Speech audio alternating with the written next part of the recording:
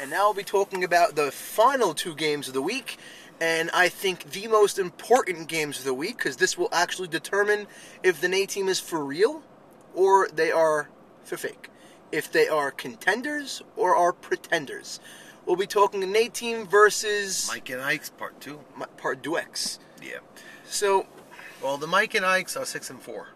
The nAy team, as we've been talking about a lot, because we want to see if they're going to do anything, are 2-6. IKES team, Ike was very upset and very frustrated, telling me he has a love-hate relationship with baseball after the last night, the last two games his team's played. Defensively, I told you, for the most part, they were okay, except for a couple of brain cramps in the field. And they got robbed. We've been saying that a lot from the teams that JJJ has been playing.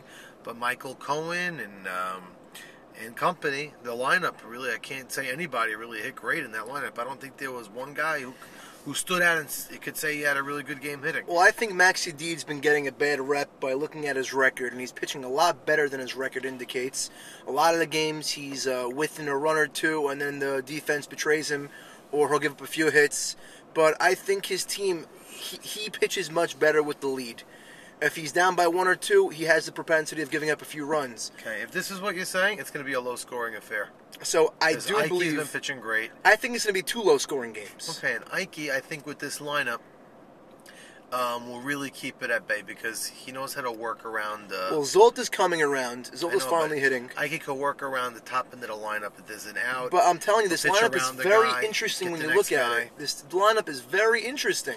You have guys like Maxi Deed, who you don't look at as a hitter, but he's actually hitting the ball well. I don't think Ike fears Maxi Deed. I don't care if Ike fears anything. He's doing what he's doing. He's actually getting real hits. You know what? Let's see what happens Wednesday night. I want to see if Max is going to. I'm telling you, and Fark is coming around. He's actually going the other way now with authority. I don't remember offhand how Ike pitches to David Farka, if he has a good history against him, if Farka has a good history. I think it's irrelevant. Well, okay, right. Sometimes you come to the field, different things happen. But like I said, I don't think Ike will let those big boys hurt him in this lineup. I think if this team's going to win, I mentioned it last time, it's going to be the Steven Asulans, Ezra Halawanis that are going to beat him, because he wouldn't mind putting a guy like Farka on base with 2 outs to make the guy behind him. So it's going to come down to guys like Little Zolta, batting 6th, 7th. I mean, again, we've been saying the top heavy. If they all hit these top guys, we're gonna have to get the guys out. They put up a ton of runs last week, so they can't be that bad hitting wise, like you're saying. They're not top heavy.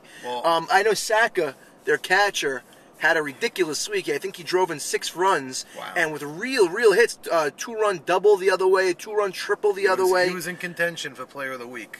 Came very close to getting it. But Jack Jamal just triumphed him. He had 4 runs scored, whatever. But either way, again, talking about their team, Jack Jamal, he had a tremendous week last week, and they were missing his bat. Sammy Esses, he came around tremendously last week. Their team is maybe peaking just at the right time. Hey, you never know. It's not too late. If they somehow split these games. I don't think a split is enough. You can't count them out after a split. I can't count them out, but they'd be 3-7. Right, they'll be 3-7, and they still play a 2-win team. So if they split this week, well, who do they play last? I forget. No, I think they play. I don't even know who they play last, but I don't think a split's going to be enough to get them into the playoffs. It keeps them alive. Well, I'll tell you one thing. It puts them mathematically in it. They're coming in hungry. Crazier things have happened. I remember, what was the name of the team last year that made it to the World Series? Ike's team. Ike and Ray Esses. They were the Yankees. No, Brooklyn. Last year, I think they were 5-7, and they backed themselves into the playoffs. And they found themselves in the World Series. They didn't come away as winners, but they won 2 playoff series to get to the World Series, and they had a 5-7 record. So you're right. If they do split the nAy team, they're not out of it by any means. But I don't think the way this season's running, it's gonna be enough to get them in. Regardless of the fact of what's going to happen in the future, I see the nAy team coming out really hungry.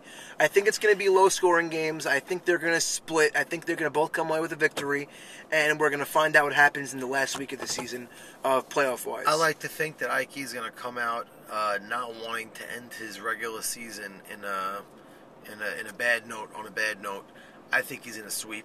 He's going to put these guys to bed. I think the nAy team is in trouble. I think it mathematically would knock them out if they get swept.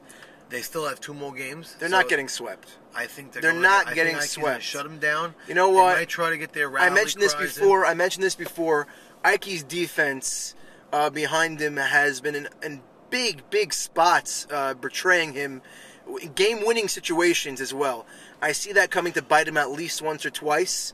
They have a very a big knack for doing it. So far, 3 games this year cost them runs in games.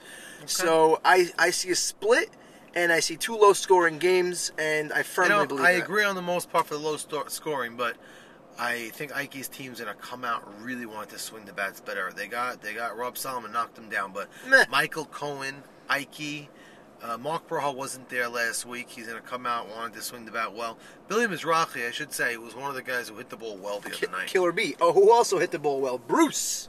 And Bruce, yes. Bruce hit the ball well. I do think they're going to hit a little bit better, and that's one of the reasons I see a sweep in the cards. So I'm calling a sweep. He's calling a split. I think I called a bunch of splits. Let's hope we get every game in this week. Very imperative for our schedule. Let's all pray to God we don't get the rain. Yes, let's keep the rain out. Mori Datal. All right. Thank you. Have a great weekend.